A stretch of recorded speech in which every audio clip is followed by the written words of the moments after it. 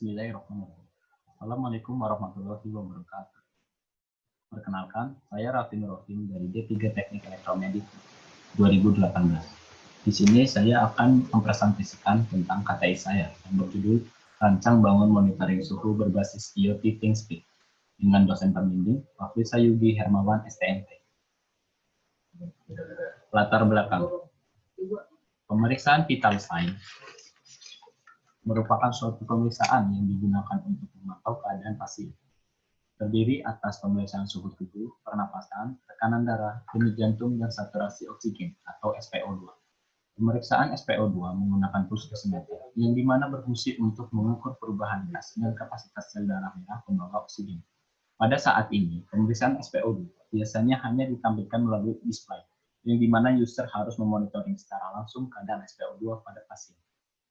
Oleh karena itu, saya bermaksud untuk membuat alat monitoring SpO2 berbasis IoT dengan menggunakan aplikasi ThinkSpeak untuk menyimpan dan mengambil data melalui internet. Penelitian sejenis. Sebelumnya, sudah dibuat alat pengukur SpO2 oleh Reginaldo Kaisarnada pada tahun 2018 menggunakan sensor MAX 30-100. Selanjutnya pada tahun 2019, Dinawati dalam KTI-nya berjudul Rancang Bangun Monitoring SpO2 Berbasis IoT menggunakan sensor MAX 30-100. Keduanya masih menggunakan mikrokontroler Arduino Uno, yang dimana masih memerlukan modul Wi-Fi ESP8266 untuk mengirim hasil data ke aplikasi. Oleh karena itu, saya ingin membuat alat monitoring SpO2 dengan menggunakan mikrokontroler Wemos D1 Mini, yang dimana sudah tidak lagi memerlukan modul Wi-Fi. Rumusan masalah. Bagaimana melakukan rancang bangun monitoring SpO2 yang dapat terkoneksi melalui Wi-Fi?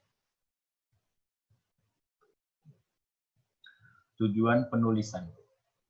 Yang pertama, membuat rancang bangun SpO2 berbasis IoT ThinkSpeak. Yang kedua, menguji fungsi alat.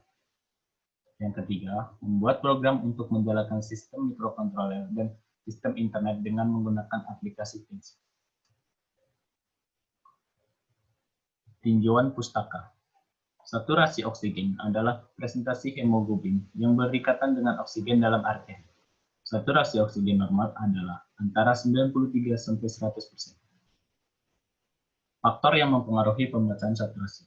Yang pertama ada hemoglobin, yang kedua adanya gangguan pada sirkulasi oksimetri, dan yang ketiga adanya aktivitas yang berlebihan pada area sensor. Komponen alat. Yang pertama ada sensor MAX 30-100, lalu sebagai mikrokontroler ada Wemos D1 Mini, ada LCD 2x16, dan modul E2C, juga aplikasi ThinkSpeak. Spesifikasi alat. Nama alat, monitoring SpO2 berbasis IoT ThinkSpeak. Batas pengukuran SpO2 0–100%, suplai tegangan, baterai 9 volt, display menggunakan LCD 16x2 dengan I2C modul. Sensor SpO2 MAX 30-100. Mikrokontroler menggunakan Wemos D1 Mini. Blok diagram.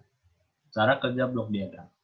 Pertama, ketika tombol on-off ditekan, maka tegangan dari baterai akan mengalir ke rangkaian tegangan yang berasal dari baterai sebesar 9 volt.